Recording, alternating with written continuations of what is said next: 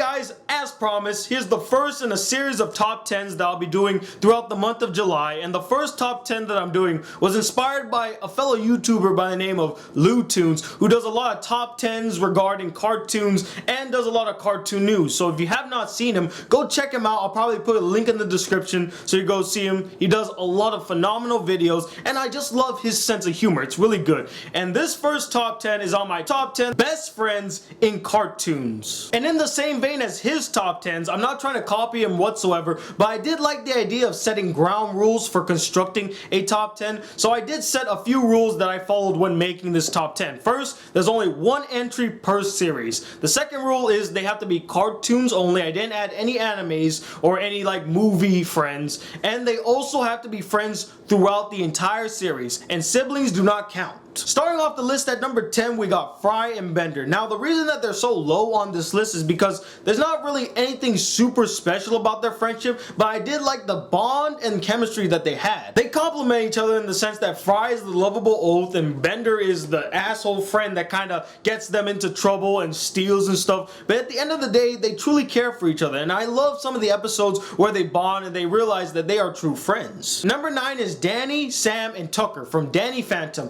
What really made this friendship work was that Danny really trusted in his friends to keep the secret that he has these ghost-like powers. Whenever Danny's in a tight situation, whether dealing with a ghost or dealing with his family who's about to stumble upon his secret, Sam and Tucker are always there to help him carry this burden of becoming the town's savior, basically. And I love the fact that all three of them have each other's backs. Whether it be helping Danny or helping Sam or helping Tucker, they all look out for each other. And that's what friends are for. That and mooching off of their food and driving you to the mall and meeting with your girlfriend.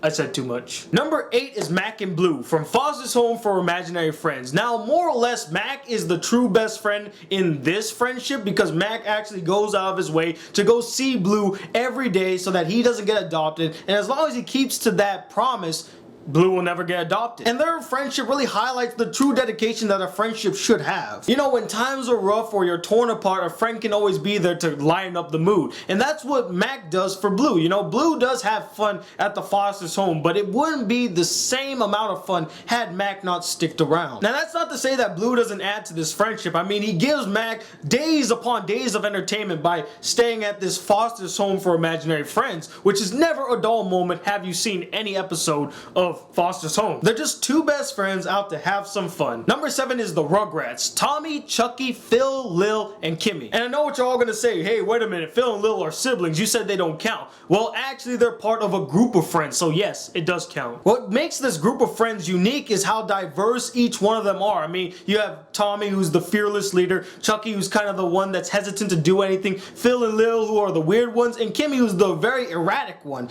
And they all work perfectly together when doing all of their silly adventures. And it shows you that the best group of friends to have are those that share very different characteristics. Hell, it wouldn't be a lot of fun to watch a bunch of fearless leaders going out and trying to take control of the situation or showing a bunch of scaredy babies that don't want to go out. The fact that they all bring something new to the table in their characteristics is what makes this friendship so dynamic. Number 6 is Arnold and Gerald from Hey Arnold, one of the first biracial friendships that I can recall from my childhood. Now, Hey Arnold was a great TV show, not only because of how funny it was, but how diverse the cast was. But that's not what made Arnold and Gerald's friendship so unique. What made it so unique was the fact that Arnold did not treat Gerald any differently because he was black. He treated him like everybody else. He was just another kid that goes to school that he had a strong bond with. And as a kid growing up, I really didn't see race that much. I just saw two best friends that are hanging out. But one thing that I realized when I was growing up too is the reason I didn't see that whole race division is because Arnold never treated Gerald differently and Gerald never treated Arnold any differently. They were just two best friends that hung out a lot. Things like that just make me smile. And not only that, but they were really good friends. I mean, they saw Haley's Comet together.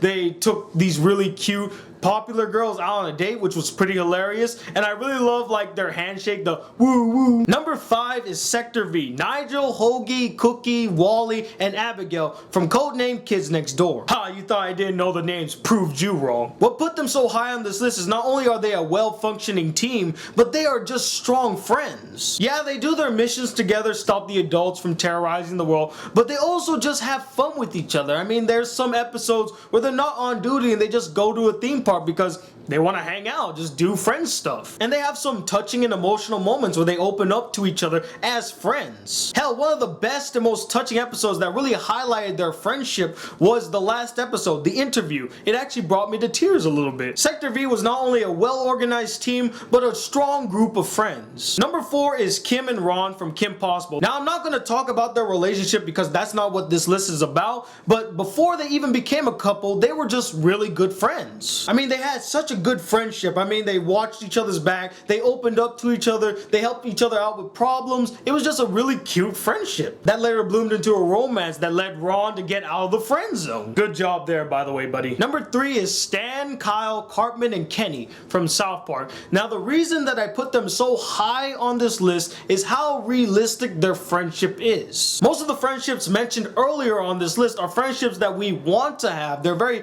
ideal friendships, but truthfully, friendships like Stan, Kyle, Cartman, and Kenny are what true friendships are. A bunch of friends that get together, play games, go to school, and rag on each other. Hell, that describes my friends group right now. And one aspect that I love is that they showed the resentment within the friends group. I mean, Cartman doesn't like Kyle, and Kyle doesn't like Cartman, and Kenny's kind of okay with Cartman, and Stan, he just doesn't give a fuck. Don't tell me you've never been part of a friends group where there was at least one person in the group that kind of brought everything down and you really didn't like this person. I know 2 people in my friends group that are just like that. But at the end of the day, the 4 of them are still friends and they'll be friends forever until one of them finally gives in and just kills Cartman. Now, number 2 may shock some of you because you might have thought that I put it at number 1, but number 2 is SpongeBob and Patrick. Probably the most iconic and most recognizable friendship in TV history. To the point where many people think that they're just gay for each other, which is not the case. They just really care for each other, that's all. I mean, they have everything that a friendship has. They have some high moments, they have some low moments, there's some times where they agree on something, sometimes they get into fights. They're basically what a genuine friendship is like. Minus the annoying and flamboyant laughs. Probably the best episode that highlighted their friendship was Nautical Neighbors, one of the earliest episodes of SpongeBob, where SpongeBob and Patrick get into a fight and then they rekindle their friendship. It shows real depth that their friendship has.